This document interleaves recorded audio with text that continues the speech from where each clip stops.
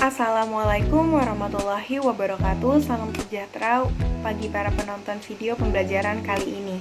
Yang terhormat Ibu Neneng Hasanah selaku dosen pengampu pada materi kuliah teori akuntansi dan teman-teman yang saya sayangi. Perkenalkan, kami dari kelompok 5 yang beranggotakan saya Hana Sajidah yang nantinya akan memandu jalannya presentasi video virtual kali ini, dan juga teman pemateri saya yang nantinya akan men-sharing knowledge-nya pada teman-teman semua. Ada Raden Sakti Yudantara sebagai pemateri pertama, lalu saya sebagai pemateri kedua, dan juga Muhammad Eza Zauzuli sebagai pemateri ketiga. Pada kesempatan ini kami akan membahas materi mengenai perumusan teori akuntansi, yang di dalamnya nanti akan membahas tentang fungsi dan tujuan, definisi, metode, serta perumusan teori akuntansi di Indonesia. Tidak perlu menunggu lama, kita langsung pada pemateri pertama, Raden Sakti Yudantara, yang nantinya akan dilanjutkan hingga pemateri ketiga. Sebelumnya perkenalkan, nama saya Raden Sakti Yudantara dari kelas 04 Sage 004. Langsung kita lanjut ke materinya. Yang pertama ialah fungsi teori akuntansi. Menurut Fernand Kam, tahun 1986 mengemukakan fungsi dari adanya teori akuntansi. Yang pertama ialah menjadi pegangan bagi lembaga penyusunan standar akuntansi dalam penyusunan standarnya. Yang kedua ialah memberikan kerangka rujukan untuk menyelesaikan masalah akuntansi dalam hal tidak adanya standar resmi. Yang ketiga ialah menentukan batas dalam hal melakukan judgement dalam penyusunan laporan keuangan. Yang keempat, meningkatkan pemahaman dan keyakinan pembaca laporan terhadap informasi yang disajikan laporan keuangan. Yang kelima ialah meningkatkan kualitas laporan yang dapat diperbandingkan. Selanjutnya adalah definisi. Definisi dari perumusan teori akuntansi dapat dianggap sebagai fondasi intelektual yang penting dalam disiplin akuntansi, yang memungkinkan perkembangan pengetahuan dan pemahaman yang lebih dalam tentang bagaimana informasi finansial dan ekonomi dapat dianalisis, dipahami, dan digunakan secara efektif dalam konteks kegiatan bisnis dan keuangan. Yaitu yang ketiga adalah tujuan teori akuntansi. Tujuan utama dari teori akuntansi adalah memberikan seperangkat prinsip yang logis, saling terkait, yang membentuk kerangka umum dan dapat dipakai sebagai acuan untuk menilai dan mengembangkan praktek akuntansi. Teori dan pembuat kebijakan akuntansi. Dalam penyusunan kebijaksanaan akuntansi yang akan dijadikan sebagai dasar dalam praktek akuntansi atau teknik akuntansi dipengaruhi oleh berbagai faktor. Faktor pertama dari teori akuntansi. Teori akuntansi ini menjadi landasan atau prinsip-prinsip dasar dalam standar akuntansi. Selanjutnya, faktor kedua, terdapat faktor politik yang seringkali dipengaruhi oleh kebijakan dari akuntansi, di mana pihak-pihak termasuk pemerintah, regulator, industri, dan pemangku kepentingan lainnya. Dan faktor ketiga yaitu kondisi ekonomi. Kondisi ekonomi ini seperti siklus bisnis, inflasi, dan pertumbuhan ekonomi dapat mempengaruhi perumusan kebijakan akuntansi. Teori akuntansi memiliki peran yang penting dalam menjelaskan dan meramalkan praktik akuntansi dengan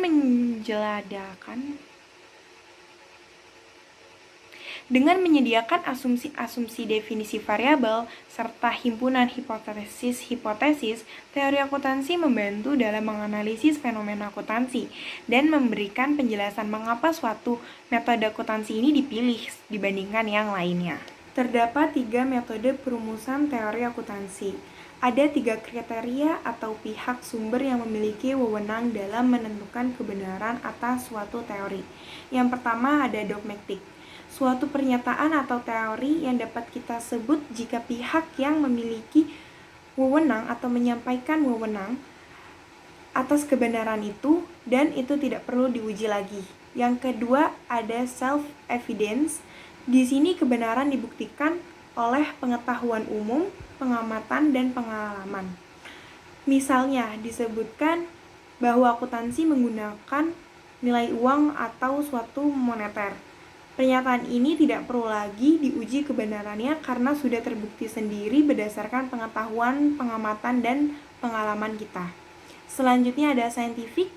Di sini kebenaran dibuktikan oleh suatu metode ilmiah, di mana teori dirumuskan, diuji, dan seterusnya secara berulang-ulang. Periodisasi teori akuntansi digolongkan menjadi 4. Yang pertama ada pra-teori period, di mana konsep dan praktik akuntansi belum terstruktur secara formal. Penggunaan dasar pembukuan muncul, tetapi belum ada teori yang mapan. Selanjutnya, general scientific atau periode ilmiah umum, di mana pada konsep ini akuntansi mulai dilihat sebagai ilmu dengan pendekatan ilmiah. Pengembangan teori dan praktek akuntansi lebih sistematis dan didasarkan pada metodologi ilmiah. Selanjutnya yang ketiga ada normatif period. Pada periode ini ditandai dengan fokus pada pembentukan standar dan aturan akuntansi yang bersifat normatif. Tujuannya untuk menyusun pedoman yang jelas untuk praktek akuntansi. Dan periode terakhir yaitu periode ilmiah khusus, di mana fase ini menyoroti perkembangan teori akuntansi yang lebih spesifik dan terfokus, seringkali berdasarkan pada penelitian empiris dan pemodelan matematis. Terdapat perhatian lebih besar pada aplikasi teknik-teknik ilmiah dalam konteks akuntansi.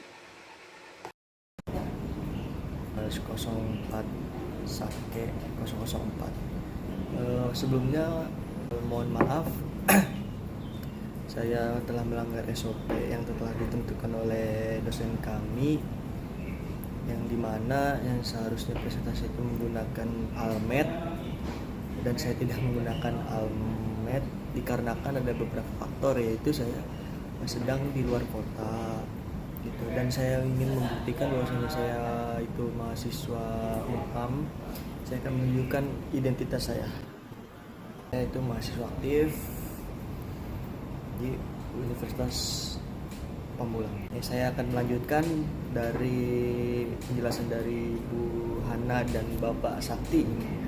Dan saya ini akan menjelaskan di mana pendekatan penyusunan teori akuntansi tersebut. Jadi pendekatan teori akuntansi, pendekatan penyusunan teori akuntansi itu terbagi atas beberapa faktor, yaitu yang saya simpulkan itu ada 5, yaitu pendekatan edukatif, pendekatan edukatif, pendekatan etis dan etika, lalu pendekatan makroekonomi, dan pendekatan selektif. Nah, pendekatan informal terbagi atas pragmatis dan non teoritis. Dalam metode ini, rumusan teori akuntansi didasarkan atas keadaan dan praktis di suatu lapangan. Yang menjadi pertimbangan adalah hal-hal yang dimana hal apa yang digunakan untuk menyelesaikan persoalan secara praktis. Lalu ada namanya pendekatan otoriter. Pendekatan otoriter ini yang merumuskan teori akuntansi adalah organisasi profesi, yaitu di mana semua orang yang berprofesi sebagai akuntansi itu dirumuskan atau digabungkan di beberapa organisasi, yang dimana itu isinya untuk menyimpulkan semua teori-teori akuntansi yang dimana mengeluarkan pertanyaan-pertanyaan yang mengatur praktik akuntansi tersebut. Lalu di sini saya akan menjelaskan perumusan teori akuntansi di Indonesia. Sampai saat ini Indonesia masih belum berupaya secara intensif untuk merumuskan teori atau standar akuntansinya tersendiri. Kita masih tetap menggunakan teori standar akuntansi atau SAK, standar akuntansi Amerika, atau yang terakhir dari IASC, sebagai dasar pengembangan akuntansi di tanah air. Upaya yang baru dilakukan oleh profesi akuntansi di Indonesia adalah perumusan prinsip akuntansi Indonesia, namun belum menyentuh dasar akuntansi, teori akuntansinya.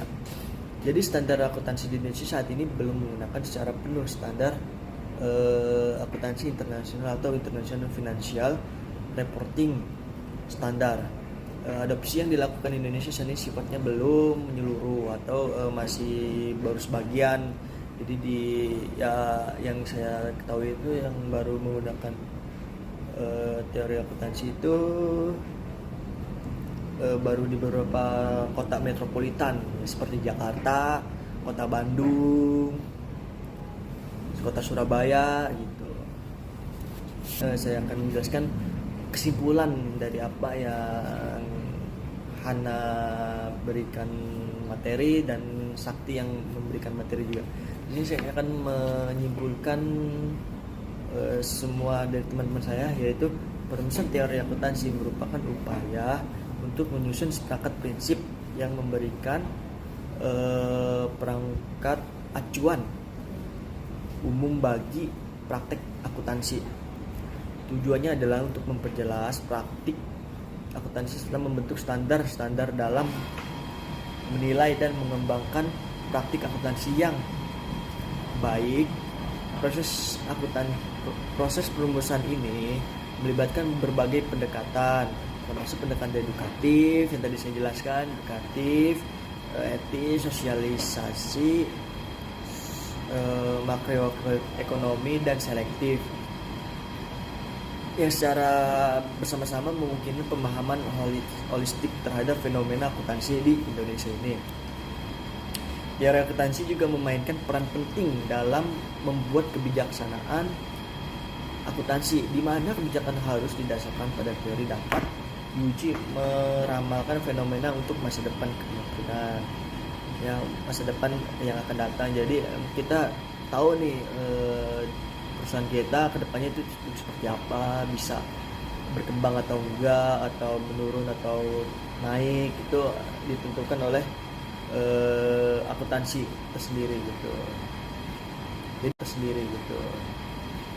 Jadi evaluasi teori akuntansi menunjukkan perubahan dari masa ke masa, mulai dari masa sebelum adanya teori sistematis hingga di mana teori tersebut lebih berfokus pada penguji empiris dan pengembang praktik yang efektif di Indonesia. Pengembangan teori akuntansi masih tergantung pada teori negara lain, tetapi upaya telah dilakukan untuk merumuskan prinsip tergantung pada teori dari negara lain.